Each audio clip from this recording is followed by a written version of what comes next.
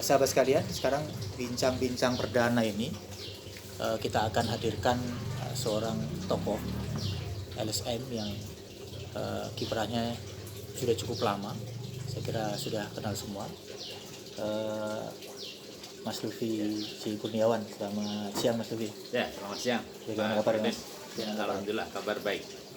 Mas, ini kebetulan channel saya ini kan perdana ini. Ya. Bincang-bincang tokoh ini perdana, kemudian saya minta Mas Lufi untuk menjadi narasumber. Pertanyaan saya pertama, Mas Lufi kan cukup lama bergerak dalam bidang LSM anti korupsi. Ya. Kenapa kemudian pilihannya dulu terjun di dunia NGO yang khususnya pemberantasan korupsi yang saya kira itu sangat berisiko?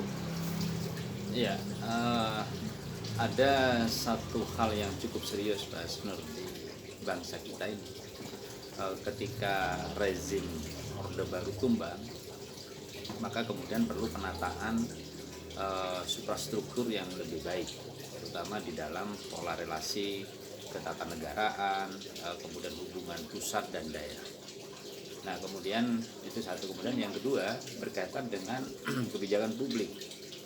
Karena kita melihat ketika rezim itu berganti, tetapi ternyata kulturnya itu tidak berganti. Kulturnya tetap. Nah, ini perlu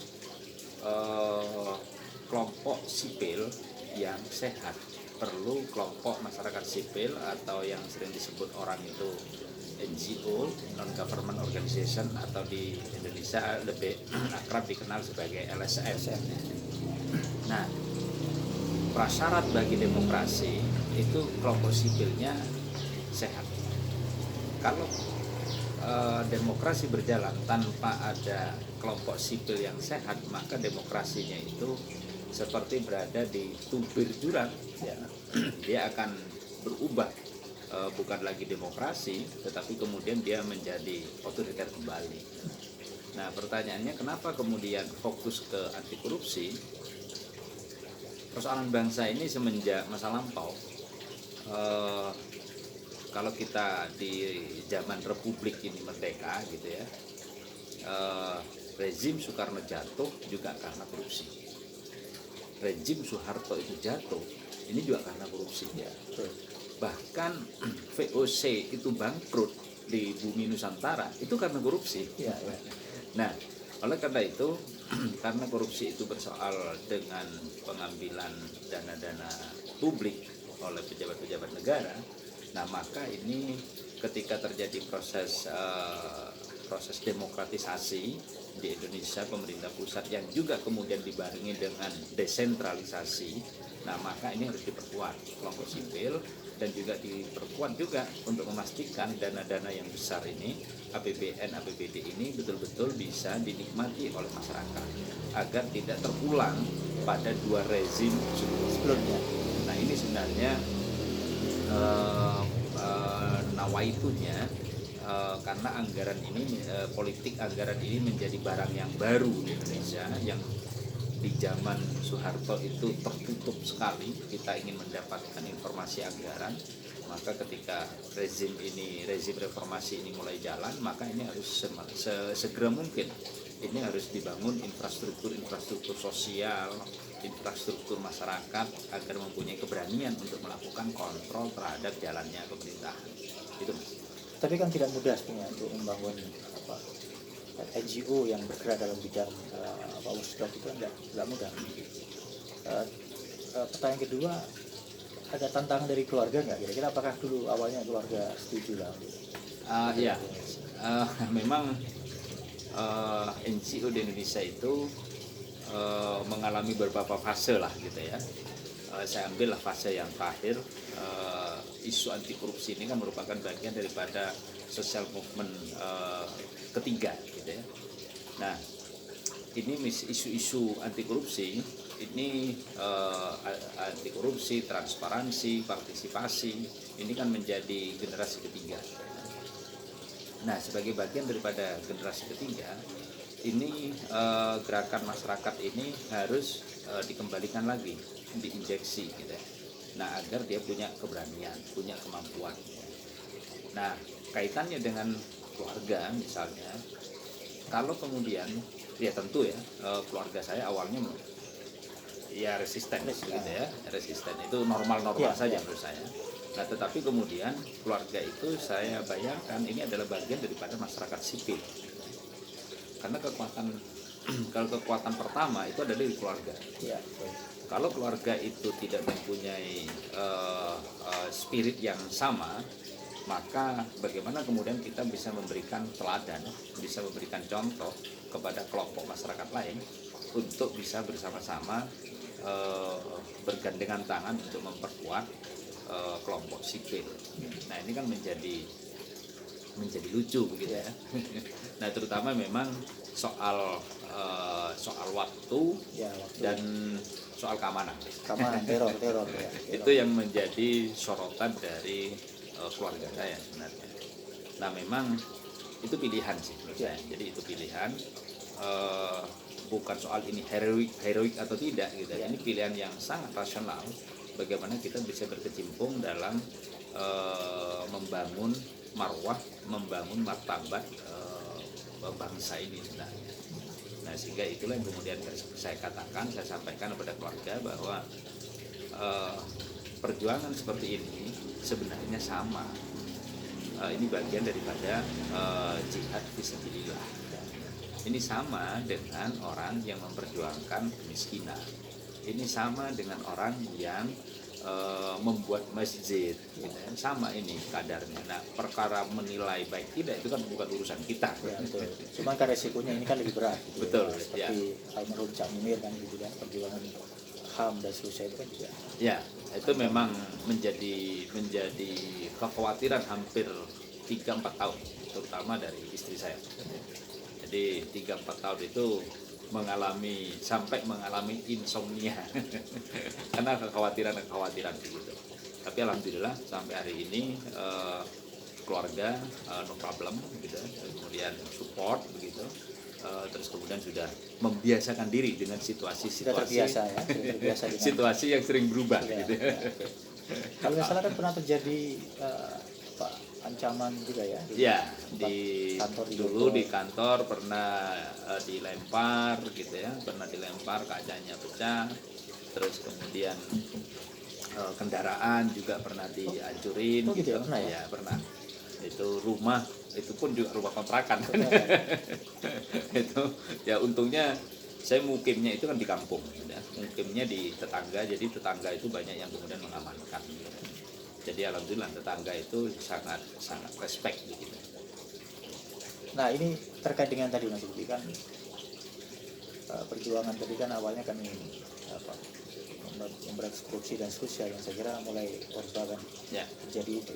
Cuman kan gini, pasca pilkada langsung ini kan korupsi kan sebenarnya kan semakin masif gitu. Terus menurut Mas Lutfi ini apa ada korelasinya masifnya korupsi terutama di daerah gitu itu dengan pilkada langsung? Iya Mas, dengan adanya desentralisasi ini kan berpindah lokus ya, dari pusat ke daerah. Kemudian juga duit juga pindah ke daerah, banyak sekali pindahnya ke daerah kan, apalagi sekarang ya dana desa dan seterusnya.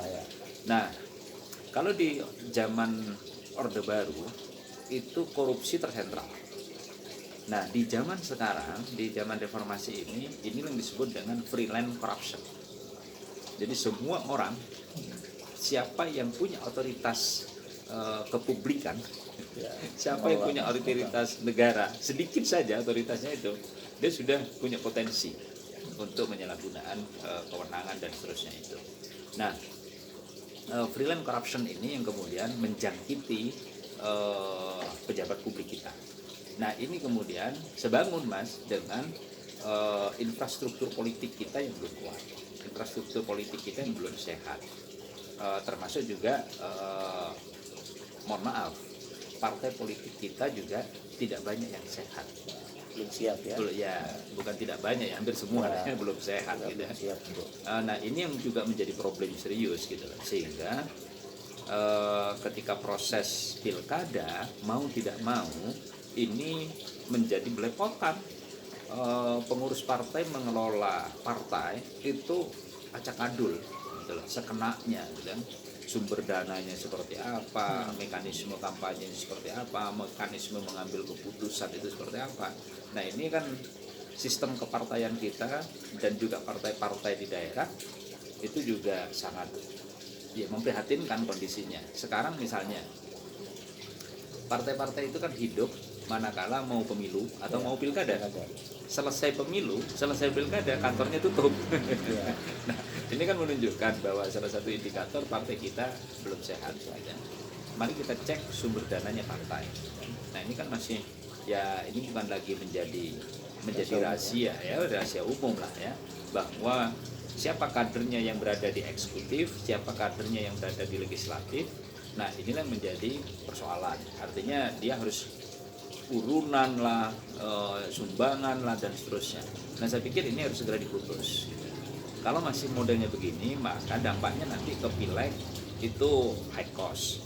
Maka juga nanti dampaknya terhadap pilkada itu pasti high cost. Nah, ketika seorang politisi itu tidak mempunyai dana, tetapi dia ingin merengkuh kekuasaan itu atau ingin ikut kontestasi, taruhlah si politisi itu elektabilitasnya baik, tetapi dia modalnya nggak punya. Nah disinilah peluangnya bos-bos lokal, gitu ya. Bos-bos lokal ini memainkan dia menjadi instrumen-instrumen untuk memenangkan ini. Nah ini saling sengkarut akhirnya. Nah sehingga politik di daerah hampir semua itu banyak dimainkan oleh bos lokal. Ini bukan hanya di Jawa Timur, di beberapa riset, terutama di daerah-daerah luar Jawa itu lebih parah lagi sebenarnya. Di Jawa Timur khususnya di Malang Raya saya pikir itu juga terjadi. Berarti sebenarnya pilkada langsung dari sisi pemberantasan korupsi sebenarnya tidak lebih baik sebenarnya. Memang dilema ya. Memang ada beberapa pandangan, gagasan dari teman-teman untuk menyampaikan bahwa kalau pilkada langsung maka itu akan mengurangi pilkada langsung itu akan menambah money politik. Nah, kalau kemudian pilkadanya itu dipilih oleh DPRD, maka ini akan mengurangi. Nah, ada yang berpandangan seperti itu. Ada sebaliknya juga berpandangan bahwa esensi demokrasi itu adalah vote-nya itu, memilihnya itu, langsungnya itu. Gitu. Nah, ini memang plus minus lah, kira-kira begitu. Nah, tetapi dalam situasi Indonesia yang seperti sekarang ini, saya pikir pilkada langsung itu masih menjadi kebutuhan bagi masyarakat Indonesia, tetapi harus dibarengi dengan instrumen penataan hukum, regulasi yang cukup sehat. Nah, problemnya ini kan tidak sehat mas regulasinya. Mari kita bisa cek undang-undang partai politik, undang-undang pemilu, undang-undang pilkada itu kan hampir 5 tahun sekali diganti sesuai dengan selera partai siapa yang berkuasa. Betul. Gitu. Mas Nur ini ahli hukum tata negara lah gitu. Ketika Mas Nur ini misalnya melakukan studi banding di Eropa lah misalnya, itu kan rata-rata kan 20-25 tahun ya. Sebuah regulasi itu akan melakukan review. Itu pun melalui proses yang panjang gitu ya. Ada executive review lebih dulu, kemudian ada perubahan di legislatif, ada disampaikan dulu kepada konsultasi publik dan seterusnya. Nah kita enggak, tahu-tahu siapa pemenang, itu tahu udah ganti tiap 5 tahun gitu kan. Nah ini yang harus dirubah besok gitu. Memang betul high cost mas. Nah oleh karena itu dalam pemilu besok itu betul-betul kuat gitu loh, dipilih diatur oleh KPU. Dan KPU harus tegas betul. Misalnya biaya kampanye itu semua dikontrol oleh KPU. Tim kampanye itu bukan hanya yang berada di lampiran yang disetor ke KPU, tetapi juga adalah orang-orang yang tim sukses itu. Jadi saya punya pengalaman itu Mas Nur. Ketika saya menjadi panelis cagup di Jawa Timur waktu lalu, ketika rapat dengan tim itu kok banyak sekali yang ikut. Padahal yang tertulis kan cuma beberapa orang gitu. Tim. Nah ini problem gitu lah, itu problem. Nah oleh karena itu ke depan memang perlu penegasan dengan yang cukup kuat gitu kan, regulasinya itu. Jadi regulasi diperketat. Regulasinya diperketat. Nah, saya pikir itu pentingnya teman-teman akademisi hukum tata negara untuk memberikan masukan kepada DPR RI. Tapi kan gini Mas, tadi kos sangat besar pilkada langsung. Nah untuk menekan ini sebetulnya seperti apa dengan sistem yang langsung ini kan berat. Karena calon itu kan sejak awal dia mau daftar saja tiket partai kan juga Ya, pasti makanya. ya kan. Belum lagi kalau yang mau independen harus mengumpulkan KPD yang lebih besar. Itu tidak gampang. Ya, Gimana cara untuk menekan anggaran? saya melihatnya begini, Mas. Demokrasi tanpa partai itu kan mustahil. Ya. Ya. Jadi demokrasi itu wajib partai. Tapi partai ini harus sehat. Masalahnya tadi saya mengulangi, partai kita ini belum sehat. Jadi contoh mau pilkada perahunya sewanya berapa? Ya, itu jadi soal. Kalaupun tidak sewa, dia bisa memfasilitasi apa kan begitu ya. Nah, saya pikir ini harus dirubah. Nah, sistem kepartaian kita juga harus ditata selain regulasi pemilu, undang-undang pemilu maupun pilkada itu.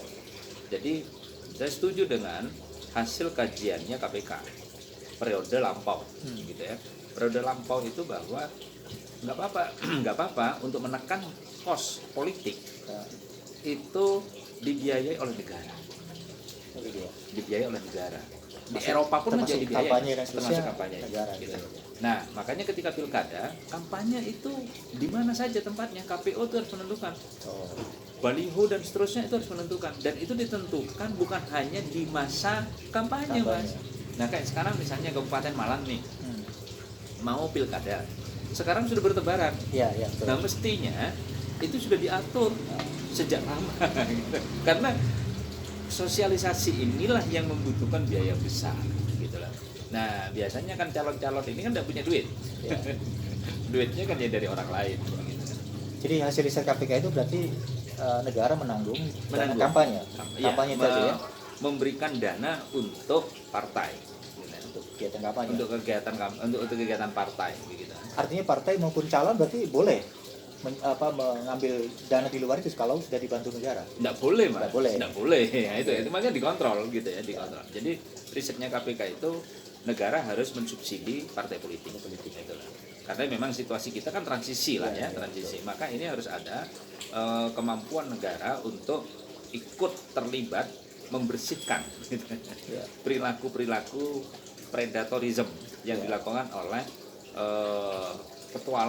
petualang politik yang menguasai partai politik kita. Nah, persoalan berikutnya Mas, terkait dengan aspek kos yang besar pilkada itu kan fenomena yang menarik akhir ini kan pilkada langsung itu justru melahirkan dinasti politik.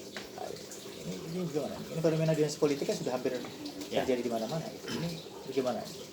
Ya, sebenarnya bicara tentang dinasti itu sah-sah saja lah begitu ya. Amerika negara yang cukup modern demokrasinya, cukup kuat sistem demokrasinya. Bicara tentang klannya Clinton, bicara klannya Kennedy, bicara klannya Bush, itu kan kuat sekali di sana begitu ya. Nah, tetapi kenapa di Indonesia itu harus kita tekan? Problemnya adalah kita sedang masa transisi politik dari otoriter ke demokrasi. Nah, kita harus bangun demokrasi itu betul-betul kuat gitu ya. Nah, kalau ini tidak dibangun, tidak diputus, ini maka akan kembali otoriter lagi. Karena dengan dinasti itu akan memberikan menyuburkan tradisi politik dinasti ini. Meskipun awalnya kami bahagia dengan adanya peraturan KPU, undang-undang yang seperti itu. Tapi kemudian dengan adanya uji MK, putusan MK ini sudahlah selesai. Nah, kita taat negara, tetapi mestinya para politisi kita itu juga menyadari itu mestinya gitu. Jadi jangan kemudian menghidupkan, menghidupkan tradisi politik dinasti ini, karena ini cukup tidak sehat. Karena ya kita tahulah beberapa pejabat publik kita. Pejabat politik kita yang dulunya dia tidak punya pengalaman cukup baik dan tidak punya investasi sosial yang masuk pada grade yang baik, tahu-tahu sekarang menjadi pejabat negara. Ya. Yang dulu aktivitasnya itu bertentangan dengan norma-norma kehidupan berbangsa, Ya. sekarang menjadi pemimpin. Contohnya banyak. Ya. Ya, Nah, ya, ya. ini berbahaya sekali sebenarnya. Kalau tradisi di negara yang sudah mapan atau di Yunani masa lampau, politisi kita itu kan, politisi di Yunani itu kan orang yang sudah mapan, Ya. cara berpikirnya mapan, ya, gitu ya. betul. Dia sudah betul-betul mampu, ini loh urusan publik, ini urusan Ya, private. ya. Gitu. Nah itu, tapi kalau di kita kan enggak, Mas. Nah itu makanya Mas Alfi. Jadi apalagi kan kalau dinasti politik ini itu kan rawan potensi korupsi ya gitu. Salah satunya yang Ya. terlihat di beberapa profesi yang telah ada lah gitu. Ya, saya orang yang setuju dinasti politik harus di-cut. Meskipun secara normatif tidak bisa ya, tetapi kita bisa mengkampanyekan bahwa ini tradisi yang tidak baik gitu lah. Nah, oleh karena itu ke depan saya pikir kelompok sipil yang tadi saya katakan di awal sehat, kalau kelompok sipilnya sehat, dia punya kesadaran politik untuk memantau dan punya punya pilihan lain gitu lah, bisa menyodorkan lain. Nah, saya pikir tradisi di Indonesia khususnya di Jawa Timur atau di Malang Raya ini kan untuk menampilkan sebagai bagian dari politik tanda kutip tandingan begitu, seperti independen dan seterusnya, ini kan jarang sekali gitu ya. Nah ini juga perlu dikembangkan menurut saya. Nah, Calon independen ya. Calon independen. Nah termasuk juga instrumen hukumnya ke depan perlu diperbaiki agar kontestasi itu lebih banyak pesertanya, dan kemudian masyarakat ini juga mempunyai alternatif, bukan hanya calon yang disodorkan oleh partai politik. Karena kita tahu ya partai wajib ada dalam demokrasi, tapi partai ini tanda kutip lah sedang sakit. Nah mari kita perbaiki partai ini agar tidak menjadi semakin semakin pemeras begitu ya, partai politik kita. Nah ini yang ke depan harus kita perbaiki.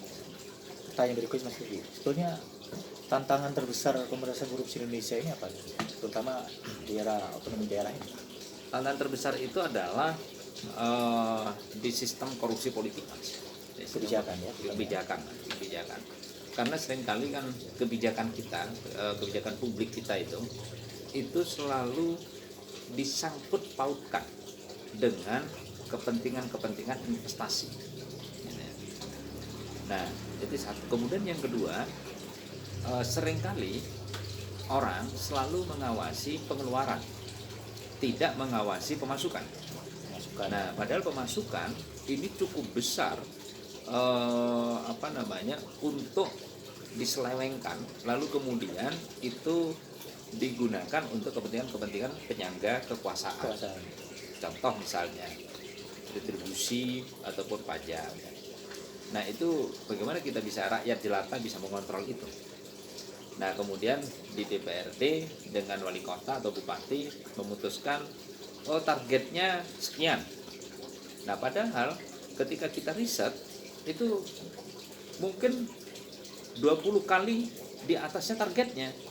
Nah ketika targetnya tercapai, padahal si eksekutif ini tidak bekerja sebenarnya gitu, tidak usah bekerja, target itu sudah tercapai. Nah ini kemudian ini berhasil, padahal tanpa bekerja pun sudah dapat, karena sebenarnya potensinya lebih tinggi dari itu. Nah ini yang jarang dilihat. Nah inilah yang kemudian juga menjadi problem serius di daerah-daerah, bukan hanya di Malang gitu, di daerah-daerah semua. Ini yang kemudian dijadikan biaya-biaya politik gitu. Nah ini ke depan saya pikir kita juga duduk lah gitu ya. Tidak harus kemudian menyalahkan orang, tapi ayo kita duduk, kita bicarakan sistem seperti apa yang harusnya kita bangun gitu ya, untuk menekan para aventurir ini, para aventurir politik ataupun birokrat yang kemudian dia ingin mengamankan jabatannya, itu harus berselingkuh dengan politisi, dengan memberikan fasilitas kepada politisi. Ini berbahaya sekali. Nah, ini yang terjadi di Termasuk Indonesia. dalam angka politik anggarannya mungkin ya. Iya, ketika ya Termasuk kasus terakhir di Malang kan begitu ya. iya, itu kan sudah didesain dari awal. Makanya bercanda saya, penyusunan APBD itu kan sebenarnya itu kan upacara, upacara ya. korupsi. Jadi sudah Karena sudah permainannya didesain sudah dari selesai awal, di balik layar sudah selesai sebetulnya Gitu. Itu nggak ada yang ini sudah diatur lah ya di depan. Nah, ini yang kemudian ke depan mestinya perguruan tinggi, mahasiswa, NGO, ormas-ormas ini mestinya terlibat. Karena kan perguruan tinggi, NGO, mahasiswa, ormas, pesantren, ini kan bagian Terlibat daripada dalam kelompok proses. sipil, Mas. Proses perencanaan dan pengawasan. Proses perencanaan harus terlibat gitu kan. Nah, sekarang bicara tentang sektor pendidikan. Nah, apakah kemudian pondok pesantren itu diundang? Kok saya belum pernah dengar. Ya, betul. Ya. Terus kemudian apa guru-guru, komite-komite sekolah itu pernah diundang ketika penyusunan anggaran? Kalau Mas Lupi nggak diundang ya? Kan sekarang ada perencanaan, ada model tematik, gitu. Ada tema-tema tertentu gitu. Ya, Nggak pernah diundang ya? Tidak pernah diundang. Nah, ini kan jangan sampai kemudian saya dulu pernah, Mas, tahun berapa lah ya, 2000-an awal, itu tentang sosialisasi perda PKL. Nah, yang datang itu rapi-rapi, pakai batik, pakai jas semua. Nah, saya masuk ke ruangan, Padahal yang dibahas PKL. yang dibahas PKL. Tadi saya kan yang diundang kan para Kok pegang tidak ada? kelima yang Loh, kok ini lucu pikir saya ya, kan. mungkin PKL yang berdasi itu. Yang ini kok bisa kebalik-balik ya cara berpikir. Nah, ini pikir saya. Nah, ini harus dibenarkan menurut saya gitu ya. Agar tidak kebijakan itu tidak compang-camping dan kemudian banyak peluang gitu. Nah, kebijakan kita itu kan banyak peluang sehingga memudahkan orang menafsirkan sendiri masing-masing. Ya, pertanyaan terakhir Mas. Ya. Kemarin kan Mas Lufi yang sempat daftar KPK dan lolos besar tapi Ya. ini pertanyaan di benak publik ini kira-kira kenapa kok Mas Lufi yang punya rekam jejak yang begitu panjang kok tidak lolos? Apakah emang nuansanya lebih kental soal politik? Ya. Bukan komitmen dan pemberantasan korupsi, gimana itu Mas? Iya. Saya dari dulu memang jauh ya dari hiruk pikuk praktek politik kesehari-harian atau Transaksional. praktek politik sehari-hari lah gitu ya, kekuasaan lah begitu. Nah, begitu saya mengikuti proses itu baru saya menyadari ternyata jabatan publik yang seharusnya basically itu second, basically seharusnya itu keahlian, itu juga terintervensi oleh proses politik. Dan itu saya menyadari bahwa politik di Indonesia itu sangat kental sekali dengan intervensi. Politik ya. Ya, intervensi kepentingan. Nah, ya saya mengikuti betul gitu mulai dari angka 40 menjadi angka 20 itu udah intervensinya tinggi sekali gitu ya. Dari sisi macam-macam lah gitu ya. Dari 20 menjadi 10 itu juga begitu. Jadi tidak didasarkan pada aspek profesionalisme, ya, rekam jejak. Jadi ya intervensinya tinggi sekali. Apalagi saya menyadari ketika sudah masuk ke proses parlemen itu pure politik ya. Dan saya berkomitmen dari awal bahwa ketika saya diminta oleh kawan-kawan untuk ikut, kita komitmen bahwa ini memang pengabdian untuk kepentingan pemberantasan korupsi. Jadi apapun yang akan dilakukan, prosesnya itu tidak boleh ada celah sedikit pun adanya transaksi. Kalau itu akhirnya nanti kita mempunyai tersandra. Tersandra. Makanya kemudian saya mencoba pada proses itu merawal akal sehat saya untuk tidak terlibat dalam proses politik karena menyadari kental sekali kepentingan politiknya. Jadi saya juga banyak cerita sebenarnya, ya cerita yang saya juga masih ragu Iya, betul. untuk menyampaikan kepada publik ya, karena menyangkut keamanan lah. Gitu. Tapi publik kan memang butuh tahu kan, karena karena kan rekam jejak Mas Lutfi yang cukup panjang itu kan harusnya menjadi sebuah pertimbangan utama kan gitu. Kalau di Amerika itu kan kalau sudah 25 tahun, 30 tahun gitu ya, kan itu kan diungkap lah. Iya, betul. Iya. Nah, kalau di Eropa malah terbuka lah begitu ya. Nah, saya terus terang masih melihat ini setahun lah gitu ya, hampir setahun lah. Gitu ya. Saya masih melihat oke lah, nanti dikira karena publik politik khususnya, publik politik di Indonesia itu juga kalau orang yang pernah ikut proses lalu kemudian tidak jadi, kemudian ikut berkomentar, itu kan persepsinya negatif. Iya, negatif. Tapi ini kan sudah lama, ini kan sudah setahun. Nah, memang kepentingan itu bukan hanya dari partai politik, tapi kepentingan juga dari beberapa tokoh-tokoh penting yang ada di Indonesia. Termasuk pelaku ekonomi lah ya. Pelaku ekonomi pasti ya. Pasti pelaku ekonomi. Nah, ini yang kemudian melingkupi proses-proses itu. Dan saya memang menyadari kalau saya masuk dalam proses itu, ya resikonya panjang saya pikir. Dan saya lebih memilih bagaimana menjaga idealisme, menjaga akal sehat saya untuk tetap berada di luar saja lah begitu ya. Kalaupun saya sudah membayangkan banyak teman-teman itu memberikan selamat kepada saya, mending Anda tidak terpilih. Kalau terpilih dengan situasi yang sekarang terjadi, nah ini kan menjadi repot. Karena pastilah andai kata terjadi ya pasti pengambilan keputusan kan pasti voting. Nah, kemudian lucu bagi saya bagaimana kita bicara soal keadilan dengan pendekatan vote. Bukan lagi rasionalitas gitu. Apalagi kan harusnya didasarkan pada alat bukti kan gitu. Seharusnya begitu. Karena ini menyangkut keadilan seseorang, keadilan masyarakat, termasuk kerugian negara, publik gitu. Nah, ini memang faktor-faktor yang mempengaruhi Mas dalam proses itu. Baik, terima kasih Mas Lutfi. Saya kira sama-sama Mas Nurdin. Ada cukup banyak hal tadi yang sudah disampaikan. Terima kasih atas waktunya. Sama-sama. Sekali terima kasih. Sekalian kita akhiri perbincangan kita kali ini. Jangan lupa like, share, and subscribe di channel saya. Dan silakan tulis komentar.